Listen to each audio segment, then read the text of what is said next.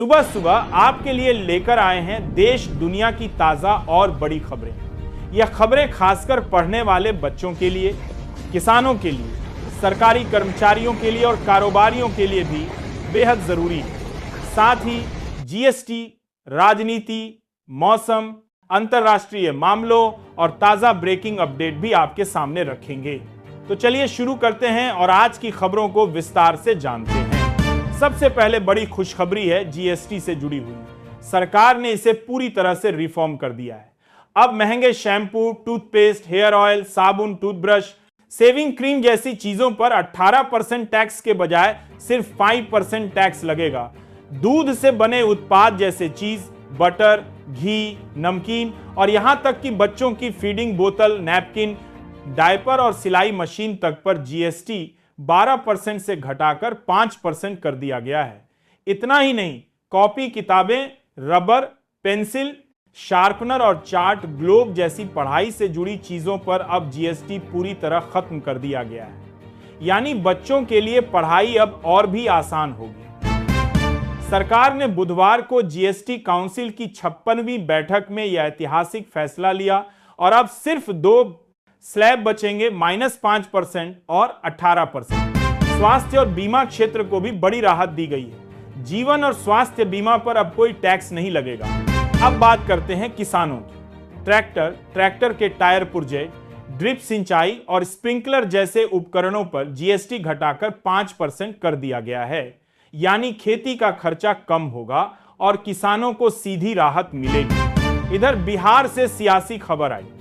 प्रधानमंत्री नरेंद्र मोदी की मां को गाली देने की घटना के विरोध में आज सुबह 7 बजे से दोपहर 12 बजे तक पूरे बिहार में बंद का ऐलान किया गया। दरभंगा की एक सभा में यह विवाद हुआ था और इसके बाद एनडीए दलों ने यह 12 बंद बुलाया। भारत अमेरिका रिश्तों में भी हलचल है।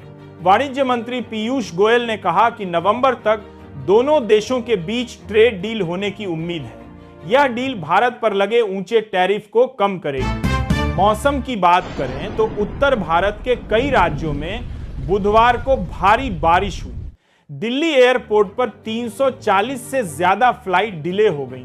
पंजाब, हरियाणा, यूपी और राजस्थान में नदियां उफान पर हैं और कई जगहों पर बाढ़ के हालात बन गए। खासकर पंजाब में बारिश के बाद बाढ़ की स्थिति गंभीर होती जा रही है। कई गांव डूब चुके हैं और राहत बचाव अभियान चलाया जा रहा है। मौसम विभाग ने चेतावनी दी है कि अगले 24 घंटे भी भारी बारिश से राहत नहीं मिलेगी। दिल्ली में राजनीतिक हलचल भी तेज रही।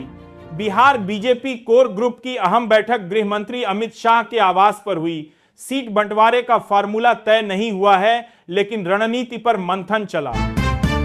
कर्नाटक में ईडी की बड़ी कार्रवाई हुई। कांग्रेस विधायक वीरेंद्र के ठिकानों पर छापेमारी हुई। 55 करोड़ की संपत्ति फ्रीज कर दी गई और लग्जरी कारें जब्त कर ली गईं।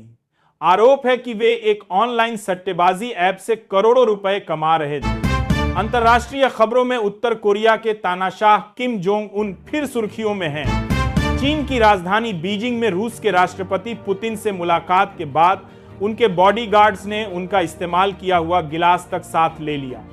टेबल और कुर्सी भी साफ की गई ताकि कोई फिंगरप्रिंट या डीएनए ट्रेस न मिल सके। रूस और भारत के बीच S-400 मिसाइल सिस्टम पर भी बातचीत जारी है।